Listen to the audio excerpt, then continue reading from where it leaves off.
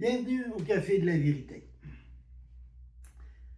Depuis quelque temps, on entend parler de plus en plus des extraterrestres, des ovnis. Et j'ai décidé de regarder ce que dit la parole de Dieu là-dessus. Est-ce qu'il y a de la vie ailleurs que sur Terre? Je vais vous dire oui. Mais maintenant, je vais vous expliquer ce qui se passe. Parce que la vie qu'il y a ailleurs, c'est Dieu avec son royaume et c'est les anges déçus. Dans 2 Rois 2:11, et comme ils continuaient leur chemin, ils s'entretenaient en marchant, et voici qu'un char de feu, des cheveux de feu s'emparèrent l'un de l'autre. Élie monta au ciel dans un tourbillon. Donc, Dieu a envoyé un ange pour venir chercher Élie. Élie n'est pas monté dans le char de feu, il était monté par un tourbillon. Éphésiens 2:2, dans lequel vous avez marché autrefois, selon le train de ce monde, selon le prince de la puissance de l'air, et cet esprit qui agit dans les fils de la rébellion. Quand je vous disais, il y a un autre monde. Il y a Satan avec ses anges déçus. C'est ce qu'on voit dans Éphésiens 2:2. On va rester dans Éphésiens, on va aller dans 6:12. Car ce n'est pas contre la chair et le sang que nous avons à combattre, mais contre les principautés, contre les puissances, contre le prince des ténèbres de ce siècle, contre les puissances spirituelles de la méchanceté des lieux célestes. Notre vrai combat, il est spirituel. Et dites-vous bien une chose, Satan et ses anges, ils connaissent la parole de Dieu. Ils savent que bientôt nous allons être enlevés. Et sur ça, il y a besoin d'une défaite pour expliquer. Il ne peut pas se permettre de dire que c'est Jésus qui est venu. Il veut être adoré lui. Jude 1:6. Et qui le retient par les chaînes éternelles dans les ténèbres pour le jugement du grand jour? Les anges qui n'ont pas gardé la puissance, mais qui ont quitté leur propre demeure. Donc, Jude nous dit qu'à la fin, mais il sait, mais il veut vous emmener avec lui dans la géhenne, dans l'enfer. Il veut vous emmener avec lui. Et ça, tantôt, je vous le dis, bientôt, Jésus va venir chercher son Église. Ceux qui croient réellement en lui. Pas ceux qui disent croire, mais ceux qui y croient vraiment.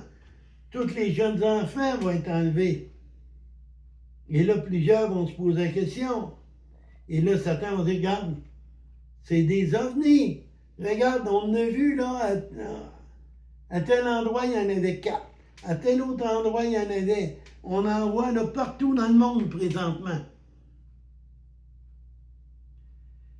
Il prépare, il sait ce qui s'en vient, fait qu'il prépare sa contre-attaque. Il n'y a pas longtemps, en Belgique, 4.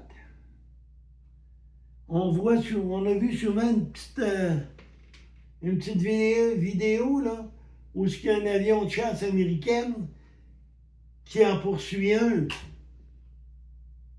Pensez-vous qu'un petit avion pourrait venir à bout d'un ovni si lui a traversé je ne sais pas combien de millions de kilomètres sans venir ici?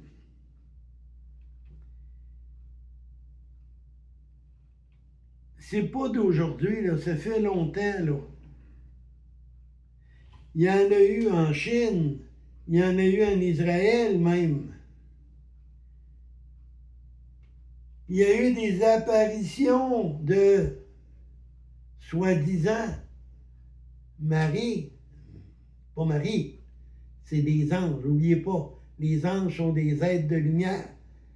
Ils prennent la forme qu'ils veulent.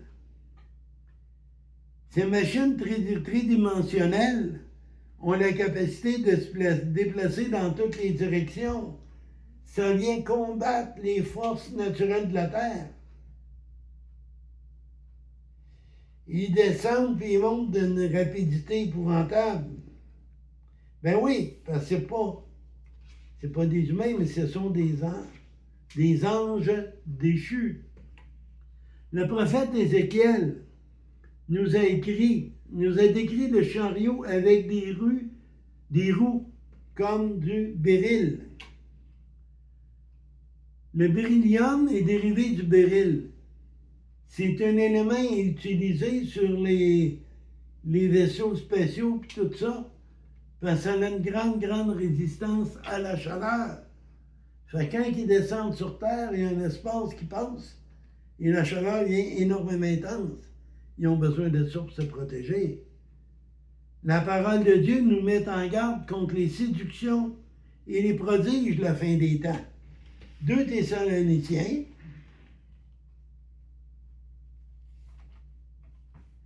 le verset 9.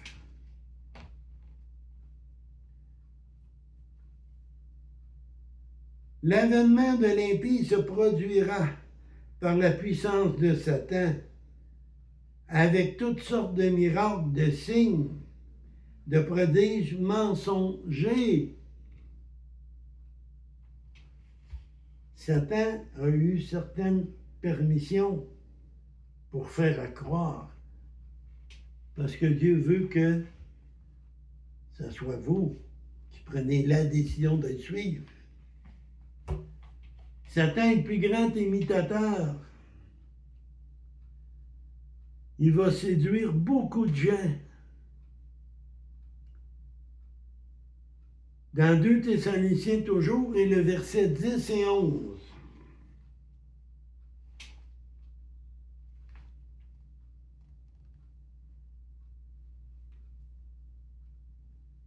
Et avec toutes les séductions de l'injustice pour ceux qui périssent parce qu'ils n'ont pas reçu l'amour de la vérité pour être sauvés. Aussi Dieu leur a envoyé une puissance d'égarement pour qu'ils croient aux mensonges. Satan vous compte des mensonges, mais vous avez refusé. C'est pas Dieu. Dieu n'a rien à voir avec ça. C'est vous qui avez refusé la parole.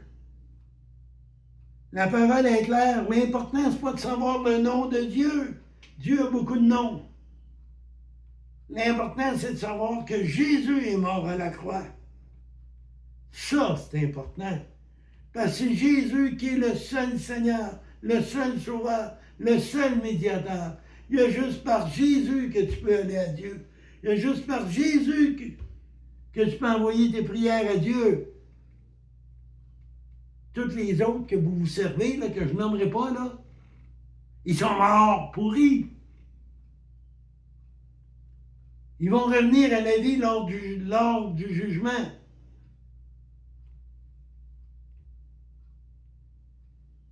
Même celle que vous venez de fêter, là, pas vrai qu'elle est montée au ciel, elle est morte et elle est restée ici. Donnez-moi où ce qu'il y a dans la parole de Dieu, c'est écrit qu'elle a monté au ciel. Elle n'a pas monté au ciel, elle est encore ici dans la terre.